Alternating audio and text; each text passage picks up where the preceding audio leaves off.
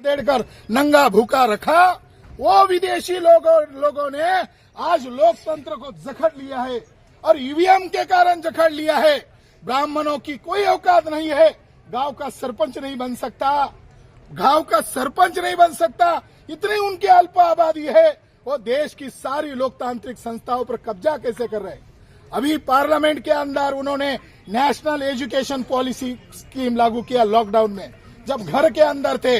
अब वो कह रहे हैं देखो लोकतंत्र का ढांचा खत्म हो गया है, हम हॉल में काम कर रहे थे शांतिपूर्ण तरीके से। आने वाले समय में हमें सड़क पर उतरना होगा, आने वाले समय में हमें सड़क पर लोगों को जगाना होगा। लोकतंत्र की इन लोगों ने हत्या कर दी है।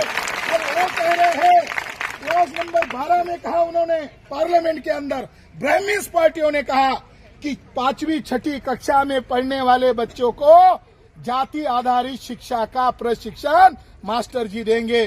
चमार के बच्चों को काय की शिक्षा देंगे, लोहार के बच्चों को किसकी शिक्षा देंगे, सुतार के बच्चों को किसकी शिक्षा देंगे, फिर जज कौन बनेगा, वकील कौन बनेगा, देश का अधिकारी कौन बनेगा, वही बनेगा। जाति के काम तो हमारे पास रहेंगे। तो आने वाले समय में हमें चुपचाप नहीं रहना है। ये देश हमारा है, ये देश हमारा है, इन विदेशी लोगों का नहीं है।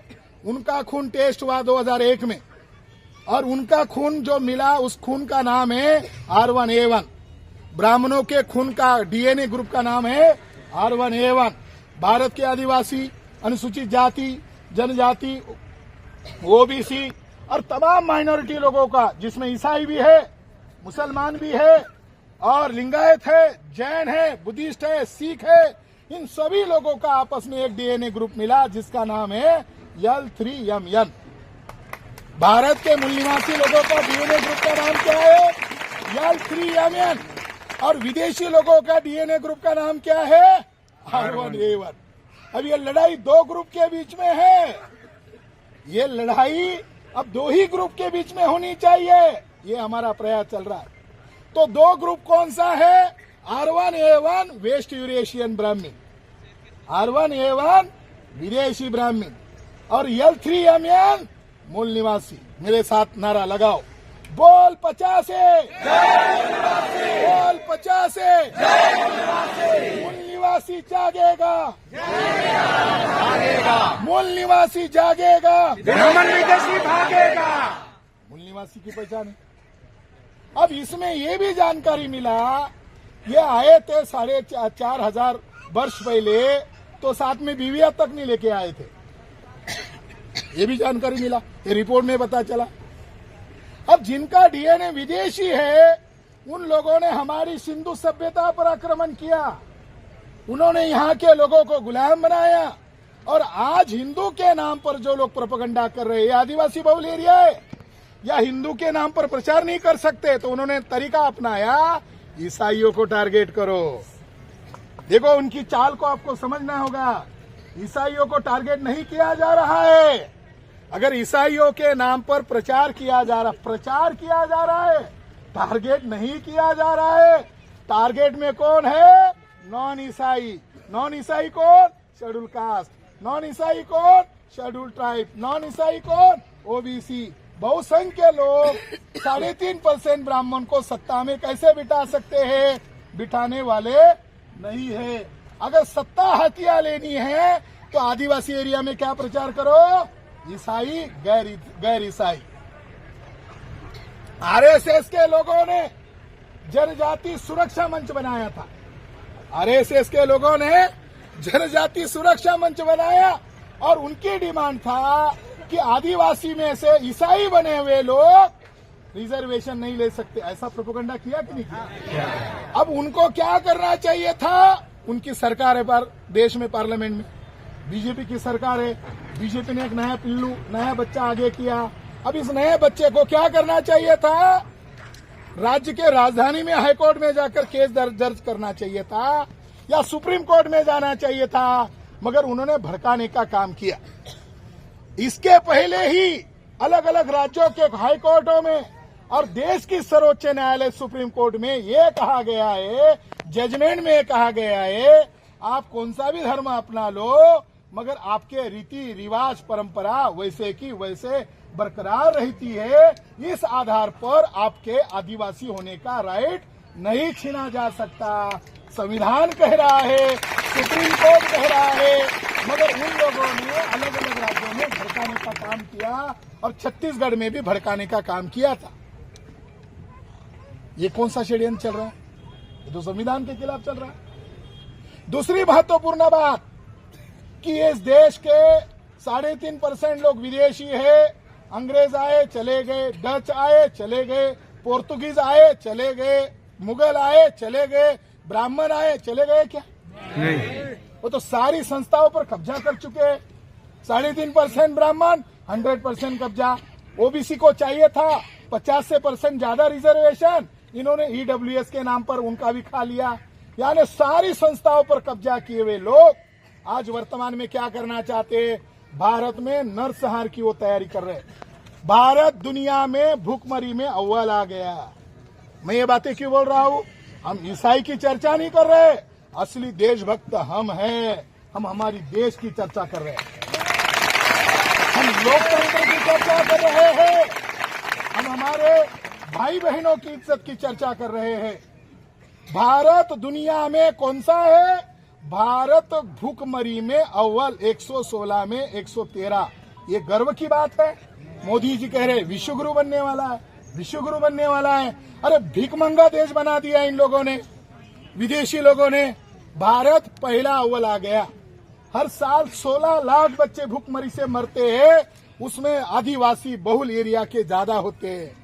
ये हत्या कर रहे हैं।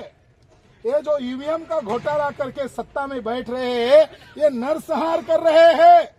बांग्लादेश में जन आंदोलन हुआ, सिक्योरिटी मोहन भागवत की बढ़ाई गई। हमें समझ में नहीं आया कि भागवत जी भारत के रहवासी है या बांग्लादेश के रहवासी है। वो अपने आप को एक सामाजिक संगठन कहते हैं।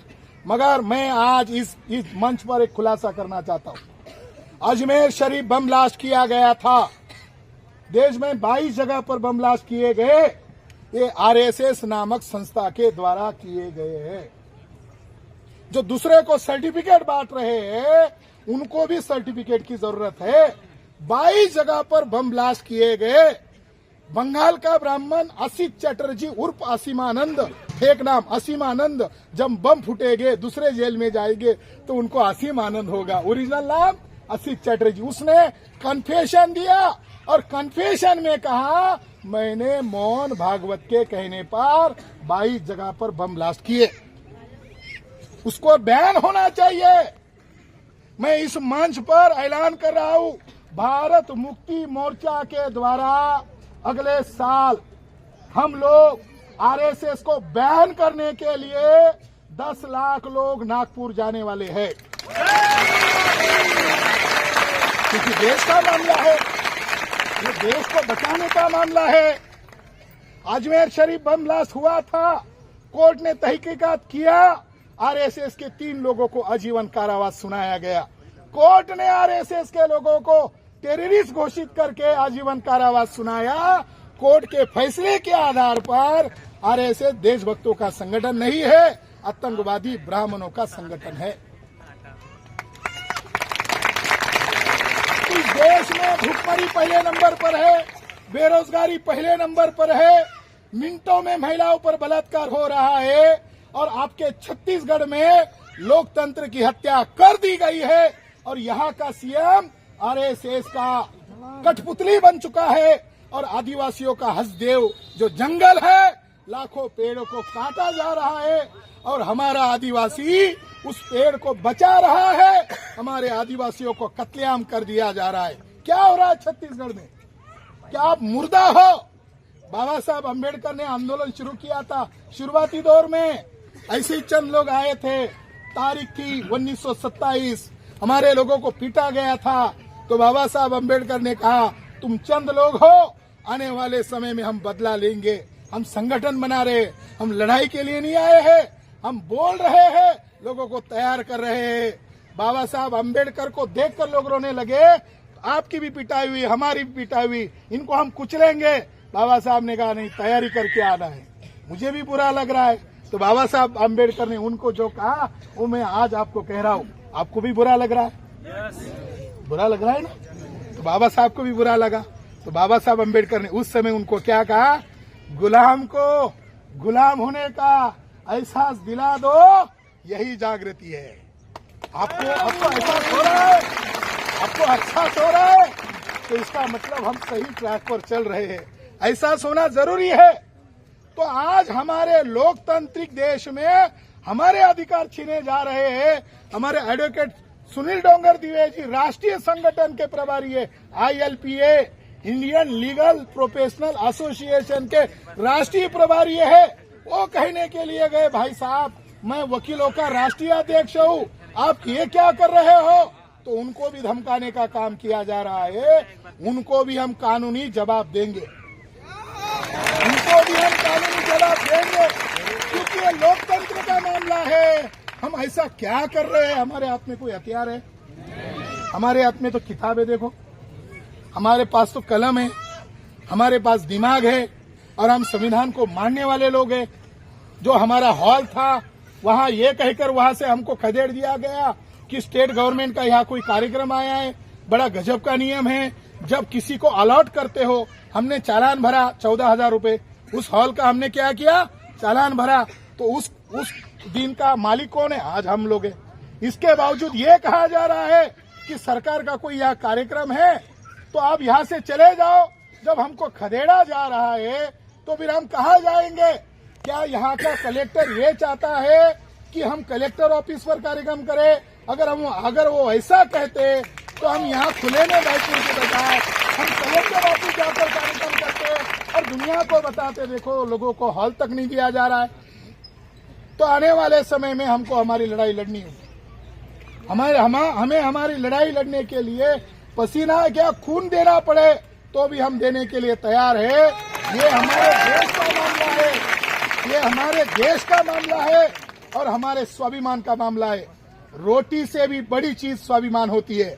हम हमारे स्वाभिमान की बलि देकर हमारे देश की कुर्बानी नहीं दे सकते। हमें हमारे देश को तथा संविधान को बचाने के लिए डट कर रहकर मुकाबला करना होगा। साथियों, गांधी जी ने एक आंदोलन चलाया था, उनके ऊपर भी ब्रिटिश लोग दमन करते थे, उनको भी नहीं बोलने देते थे। जब उनको नहीं बोलने देते थे तो बोलते थे मैं आपके कानून का उल्लंघन करता हूँ, डालो जेल में।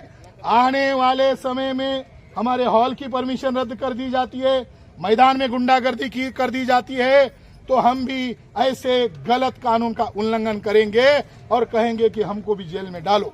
क्यों? क्योंकि गांधी जी जेल में जाते जाते महान हो गए। महान इतने हो गए कि गांधी जी ने 8 अगस्त 1942 को घोषणा किया 1 करोड़ लोगों को इकट्ठा होना है। बॉम्बे में ऐलान किया क्विट इंडिया मूवमेंट। क्या भारत के ब्राह्मण लोग विदेशी होने के बावजूद, अगर लोकतंत्र होने के बावजूद वो इस तरीके से गुंडागर्दी करते हैं तो हमें भी क्विट इंडिया मूवमेंट शुरू करने के लिए मजबूर नहीं किया जाए। जो लोग विदेशी लोग हैं उनको संविधान के दायरे में रहना चाहिए। मोहन भागवत का कार्यक्रम होता है तो क्या हम ऐसा हल्ला गुल्ला करते हैं? क्या हम ज्ञापन देते हैं? वो तो हमको गाली देता है, हिंदू के नाम पर गाली देता है, हमारे लोगों को बरगलाता है, झगड़े लगाता है। क्या हम RSS बीजेपी के लोगों का इस तरीके से विरोध करते हैं? वो तो हम लोकतंत्र को मानते हैं। हम हमारे दुश्मन को भी कहते हैं तुम्हें बोलने की आजादी है, मगर मेरा मुंह चुप करने की तुम्हें आजादी नहीं है, मेरा मुंह खोलने की मुझे आजादी है। तो साथियों, इस देश के लोकतंत्र को बचाने के लिए काम करना होगा। 550 जिलों में हमारा संगठन है, 4,500 तहसील में है, 32 राज्यों में है, देशव्यापी संगठन है। इसीलिए 6 अक्टूबर 2022 को RSS का हेडक्वार्टर घेरा था। कुछ लोग कहते हैं कि क्या होगा, तुम ब्राह्मणों का क्या करोगे, तो मैं यहाँ बायलानी बयान दे ही देता हूँ। जो विदेशी लोग हैं, यूनाइटेड नेशंस ऑर्गेनाइजेशन कहता है, जो विदेशी लोग हैं वो वहां के मूल निवासी लोगों पर जबरन राज नहीं कर सकते। विश्व का कानून हमारे आजादी के समर्थन में है। जन आंदोलन होगा, 6 लाख गांव का जन आंदोलन की तैयारी कर रहे हैं और वो ऐसा करके हमारा गांव-गांव में संगठन फैलाने में सहयोग कर रहे हैं। ऐसा उनको करना चाहिए। हमारे लोगों को कभी कभी कम समझ में आता है, देर से समझ में आता है, मगर जब ब्राह्मण विरोध करता है तो हमको आधा सेकंड लगता है समझने को। ज्यादा देर लगता है क्या? तो दुनिया में आजादी के 3 रास्ते हैं। नंबर 1, गांधी जी का विश्व मान्य सिद्धांत था जो विदेशी लोग हैं वो भारत छोड़ के चले जाए। गांधी जी का एक सिद्धांत है जो विदेशी लोग हैं वो भारत छोड़ के चले जाए, यही हमारी आजादी की डिमांड है। गांधी जी कह रहे, हम नहीं कह रहे। दूसरी डिमांड थी, दूसरी डिमांड हिटलर की थी। हिटलर भी एक आजादी की लड़ाई लड़ रहा था और आरएसएस बीजेपी के लोग हिटलर को अपना आदर्श मानते हैं। तो हिटलर का कहना है विदेशी लोगों को भागने मत दो, उसको गैस चैम्बर में दबा के मारो, कहीं वो फिर दोबारा आकर आपको गुलाम ना बनाए। तो हिटलर का सिद्धांत था भागने मत दो, विश्व मान्य सिद्धांत है। और तीसरा सिद्धांत है नेल्सन मंडेला का, जो विदेशी लोग हैं उनको भागने मत दो, उनको उसी देश में रहने दो, मगर उनको चुनाव लड़ने का अधिकार मत दो, उनको मंत्री बनने का अधिकार मत दो, उनको वोटर का भी अधिकार मत दो, उनको दुय्यम नागरिक के तौर पर रहने दो, शासक हम मूल निवासी होंगे। ऐसा किसका कहना है? नेल्सन मंडेला का कहना है। वो कह रहे तुम यहाँ आ गए, टट्टी कर रहे हो, बच्चे पैदा कर रहे हो, कोई ऑब्जेक्शन नहीं, रहो चुपचाप रहो, शासक हम रहेंगे। ये तीसरा सिद्धांत। अब चौथा सिद्धांत हमारा है। अब ये विश्व मान्य सिद्धांत है, चौथा सिद्धांत हमारा है। हम चौथा सिद्धांत कौन सा लागू करने वाले हैं? ये जो 3 सिद्धांत है इसमें से वो एक लागू करने वाले हैं, बशर्ते वो वर्तमान ब्राह्मणों के व्यवहार पर लागू होगा। कौन सा लागू करना है? हमारा अपना कोई सिद्धांत नहीं है। जो विश्व मान्य सिद्धांत है वही हमारा सिद्धांत है। हम शस्त्र हाथ में नहीं लेने वाले लोग हैं, हम सशस्त्र आंदोलन का भी समर्थन करने वाले लोग नहीं है। हमारी आबादी 90% है, हम भारत के ओरिजिनल मूल निवासी है। हमें 6 लाख गांव का संगठन खड़ा करना है। छत्तीसगढ़ में आप लोगों का, आपको तो 6 लाख गांव जाना ही नहीं है, 6 लाख गांव का हमारा टेंशन है। आपको छत्तीसगढ़ के तमाम गांवों में, जंगलों में जाकर संगठन बनाना है। आज का संदेश, हमें भीख नहीं चाहिए, हमें किसी की भीख नहीं चाहिए। बाबा साहब अम्बेडकर हमारा बाप है, उन्होंने हमें अधिकार दे दिया है और देने वाली तारीख है 26 जनवरी 1950। बाबा साहब अम्बेडकर ने सभी लोगों को अधिकार दिया। बाबा साहब अम्बेडकर कितने महान बाप थे हमारे बच्चों को तो दिया, ब्राह्मण को भी दिया, उसको भी कहा तुम संगठन बनाओ, तुमको जो बोलना है बोलो, मगर संविधान के दायरे में रहकर बोलो। बाबा साहब अम्बेडकर कितने महान बाप थे, हमारे दुश्मनों को तक अधिकार दिया, हमको तो दिया, मगर वो लोग संविधान के बाहर जाकर कार्य कर रहे हैं। तो हमें क्या चाहिए? हमें न्याय चाहिए, हमें समानता चाहिए, हमें समता चाहिए, हमें भाईचारा चाहिए। हमारी लड़ाई इसके लिए है। हमारी लड़ाई संविधान में दिए हुए संविधान के प्रियम्बल के ऑब्जेक्ट की लड़ाई है। देखो हमारी कितनी बड़ी लड़ाई है। हम किसी का गला दबा रहे, हम किसी के अधिकार छीन रहे? हम तो इंसान है, यही तो बताने के लिए इकट्ठा हो गए। हम लोग इंसान हैं, इंसानों का संविधान है और संविधान के दायरे में आकर ये लड़ाई लड़ रहे हैं। अगर यहाँ की गवर्नमेंट ये इसका कर रही है तो मैं आज दूसरा ऐलान कर रहा हूँ। पहला ऐलान, आरएसएस के हेडक्वार्टर नागपुर में हम मोर्चा लेकर जाने वाले। राष्ट्रीय सूचना मोर्चा नहीं लेकर जाएगा, भारत मुक्ति मोर्चा के नेतृत्व में जाने वाला है।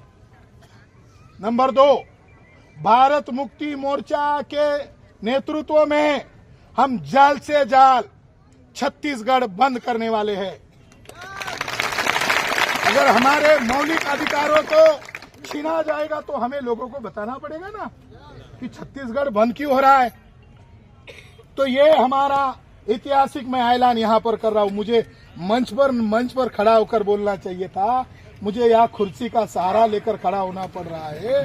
तो ये कुर्सी आपके लिए बन रही है, आपको हुक्मरान बनने के लिए बन रही है। आप ही देश के मूल निवासी हो। तो दूसरी बात यह है, और तीसरा बड़ा आंदोलन आने वाले 14 नवंबर को राजधानी रायपुर में होने वाला है। और वो आंदोलन है जो सतनामी धर्म है, मूल निवासियों का धर्म है। सतनामी धर्म जो है गुरु घासीदास, संत गुरु मूल निवासी महापुरुष संत गुरु घासीदास, सतनामी धर्म मूल निवासियों का धर्म है। यहाँ की स्टेट गवर्नमेंट ने योजना बनाकर उनका जैत खम तुड़वाया है और इसके विरोध करने वाले लोगों को जेल में ठुसाया है, हजारों की तादाद में। इसके विरोध में मैं स्वयं और हमारे राष्ट्रीय अध्यक्ष वामन मेश्राम जी राजधानी में पधारने वाले आने वाले 14 तारीख को और लाखों की संख्या में वहां महारैली का आयोजन करने वाले। इसका संदेश आपको गांव गांव में फैलाना होगा, क्योंकि वो हमारा महापुरुष है। गुरु घासीदास जी मूल निवासी महापुरुष है, छत्तीसगढ़ का महापुरुष नहीं है, देश का महापुरुष है। और जिन लोगों को तकलीफ और झेलनी पड़ रही है उनका जवाब 14 तारीख को मैं देने वाला हूं। आपको क्या काम करने हैं? आपको गांव गांव का संगठन बनाना है।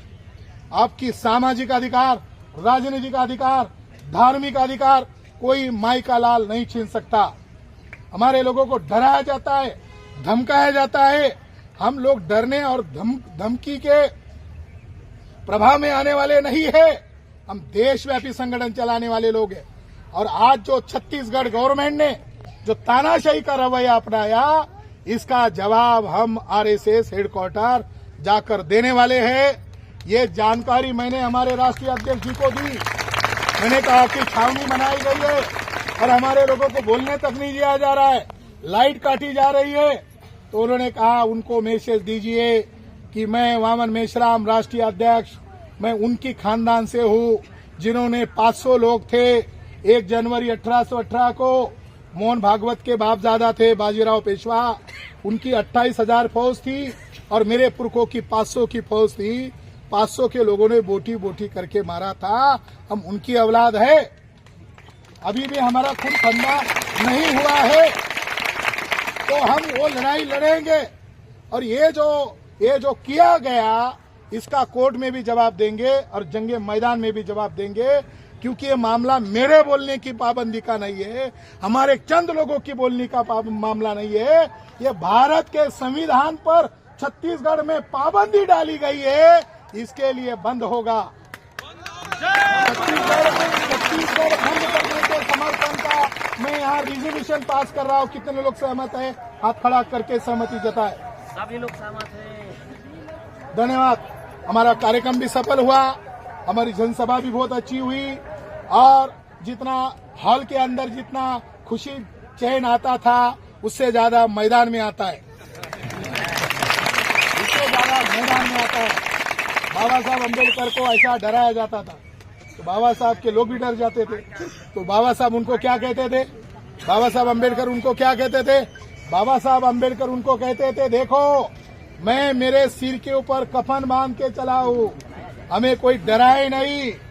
तो हम इस देश के नागवंशी है, इस देश के मूल निवासी है। मैं इस मौके पर आप सभी लोगों को निवेदन देता हूं कि हमारा कार्यक्रम यही से खत्म होगा, वो माइक से नहीं होगा, हाँ यही से चलेगा। अब आभार प्रदर्शन वाला भी यही खड़ा होकर बोलेगा। इससे बड़ी